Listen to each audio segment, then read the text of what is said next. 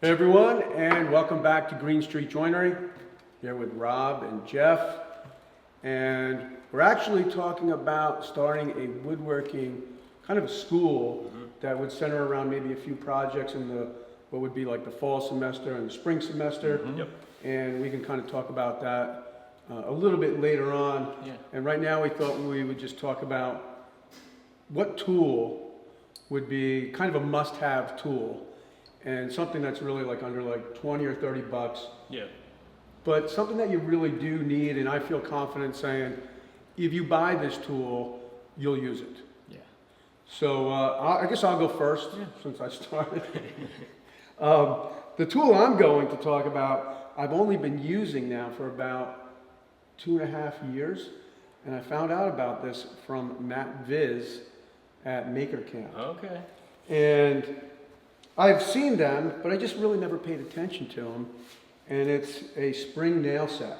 Yeah. And I remember him kind of just saying how valuable they were. And I said, wow, that makes a lot of sense, because if you've ever built something, especially if it's already finished and you're just tacking in some moldings, and for whatever reason you might have turned your compressor off, like get a phone call, you turn off your compressor, you're working away, and next thing you know, it's a critical shot, and you don't sink the nail. Seems like install day is like none of the nails want to sink on install day. Exactly. In the shop they overdrive. Yeah. You know? So, and if you've ever tried to drive a nail or sink a nail with your traditional nail set, that is just awkward. And I remember when I first started, everything was all my trim work was done with like a 6 finish nail, a number 6 or a number 8, and this was kind of what you used all the time. Yeah. But anyway, recently I've been using this spring nail, and I can't get over how good it works. And maybe I'll thread in some shots on the B-roll of sinking some nails, because I've got a few boards over there with some. You can see it from here; they're not sunk at all. That looks kind of horrendous. But anyway, that's mine. That's my must-have, especially when you're on the job, is a spring-loaded nail set. And I don't know if there's a particular name for it, but I'll find out and I'll put it in the description. I've never used one. You know, you see them a lot of times at like the. You've never used one of these? No. Now I want you to use one. At like Builders General, which is like our local. You don't have one then in the shop? No, like contract. We have regular nail sets. We have Try those. that. Like the contractor supply, they'll have them next to like the register. You know. I'm gonna get a close-up with my iPhone here while you're doing it.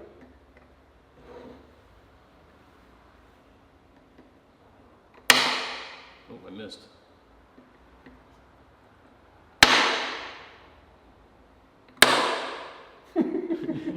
Typically, you would be more in a different orientation.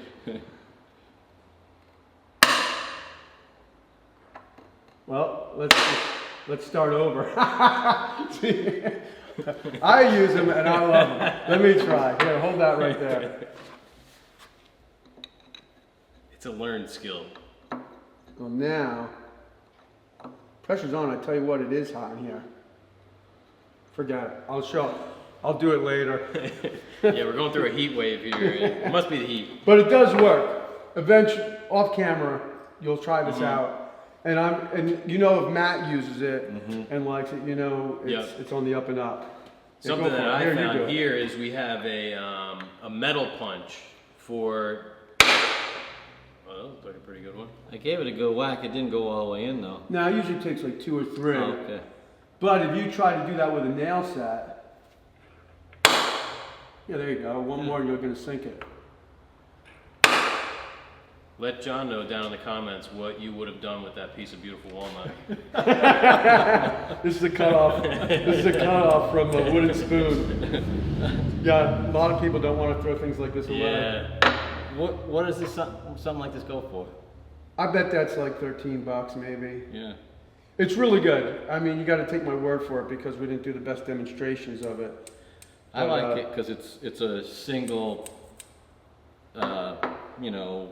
Yeah, you could put that. Thing. You don't need a hammer for it, so. Well, that's the thing. I mean, here, if you were trying to hammer this and do the whole thing, it's definitely not as easy. They slip off a lot. That's what I find. Yeah. You go and you get it all set up you hit it and it jumps off the nail Right. and puts a nice big hole right next to the nail. When I was coming up as a finish carpenter, my boss was super old school, so we used pneumatic nailers, but then we had to go back and hand nail everything. What, just to drive them a little bit more? Yeah, I mean, it really does. I mean, you know, it really sucks them in. Oh, with like a 6, with like We would use like 10 penny finish nails on Jeez. baseboard, crown molding. So imagine trying to hand nail crown molding after you installed it. Definitely, That's not nerve-wracking. It's scary. And it's a strenuous activity. yeah. Swinging a hammer's a lot. Mm-hmm. I barely ever swing a hammer anymore. Oh, God. Yeah. We're mostly mallet guys, but Yeah. I still use my framing hammer in the shop when I'm doing gloves and stuff.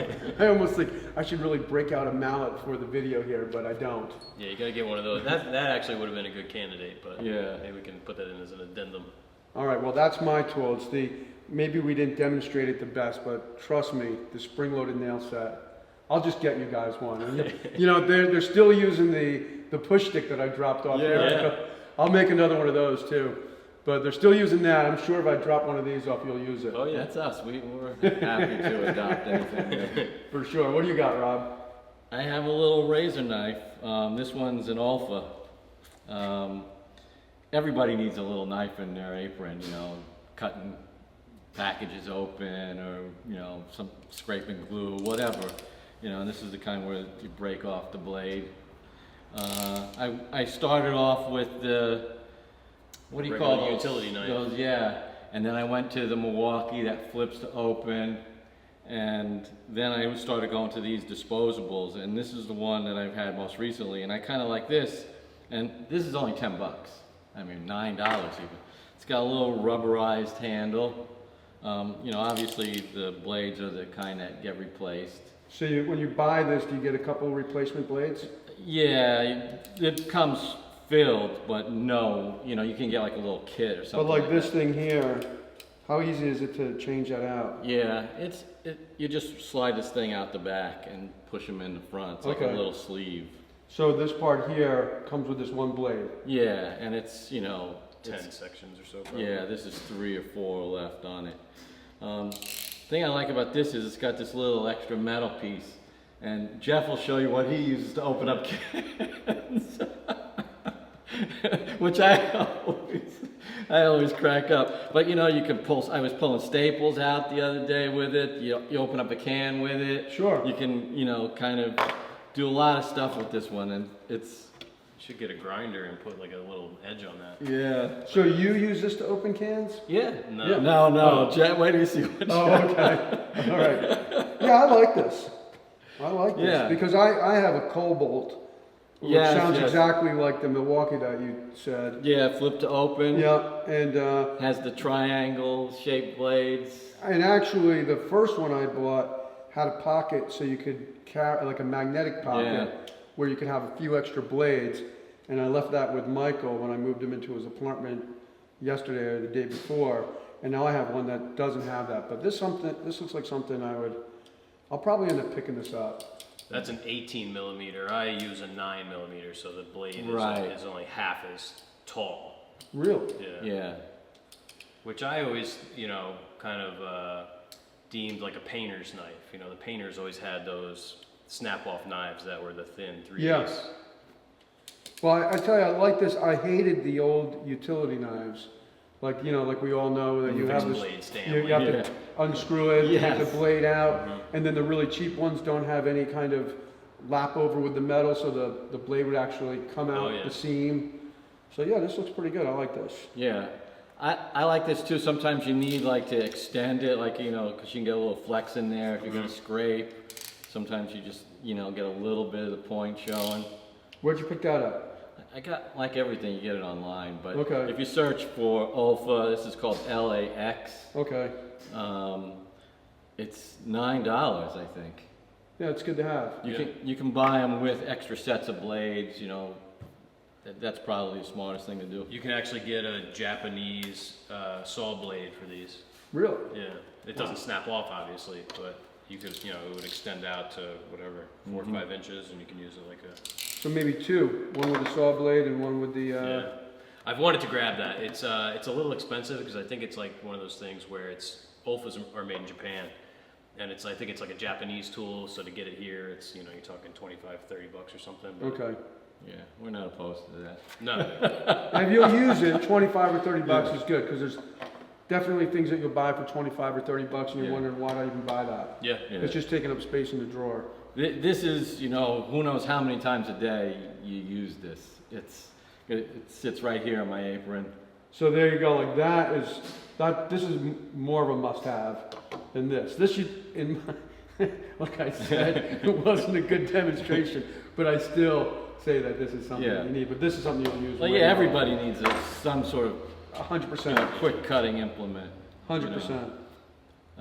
So let's see your paint opener. Yeah, so this is mine.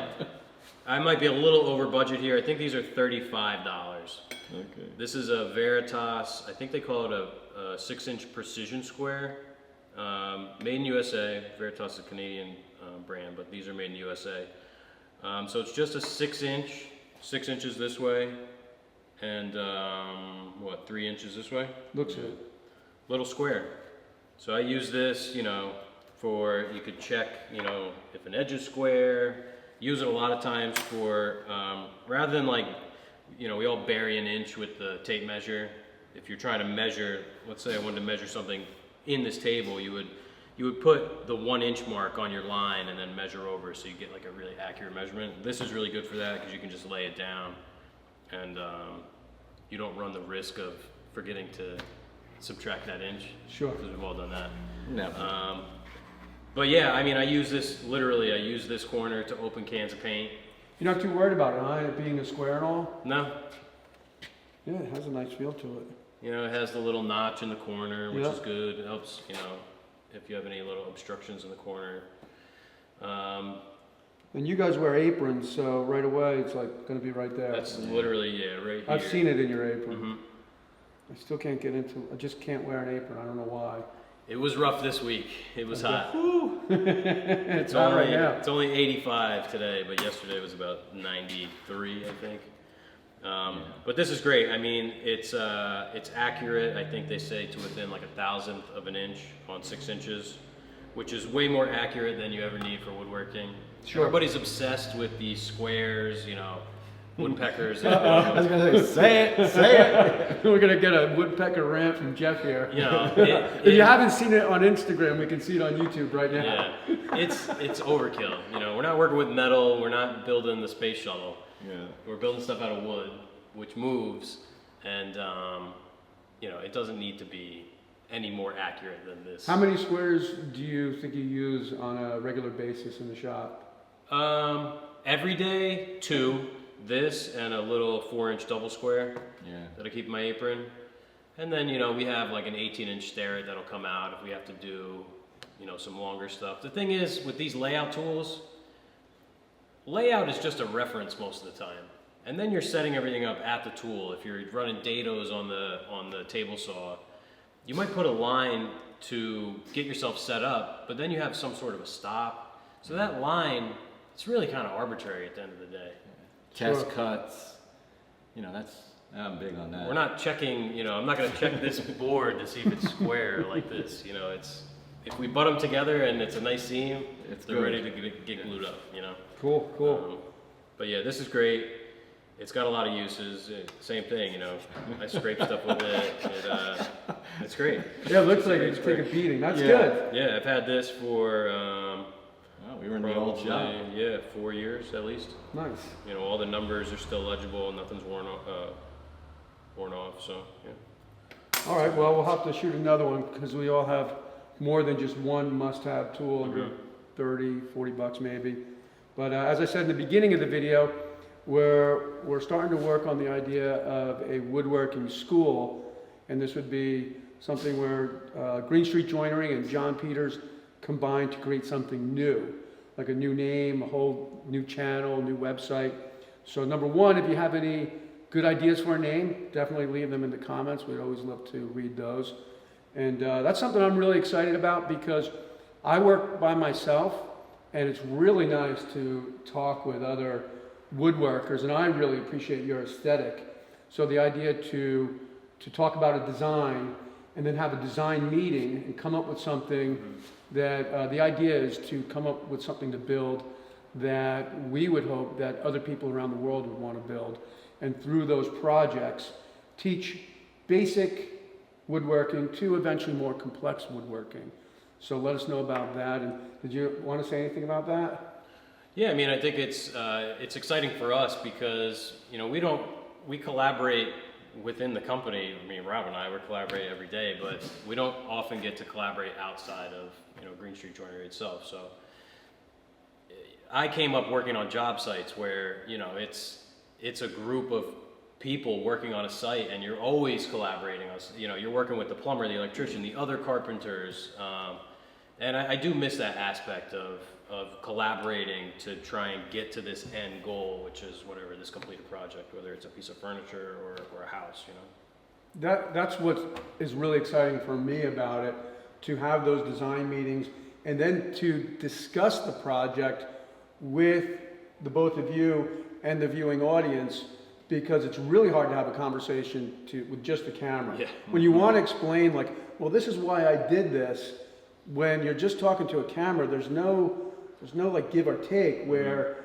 the three of us talking about like, okay, this is the reason for this part. I think it'll be just enjoyable and a great learning experience. So I'm looking forward to it. Yeah.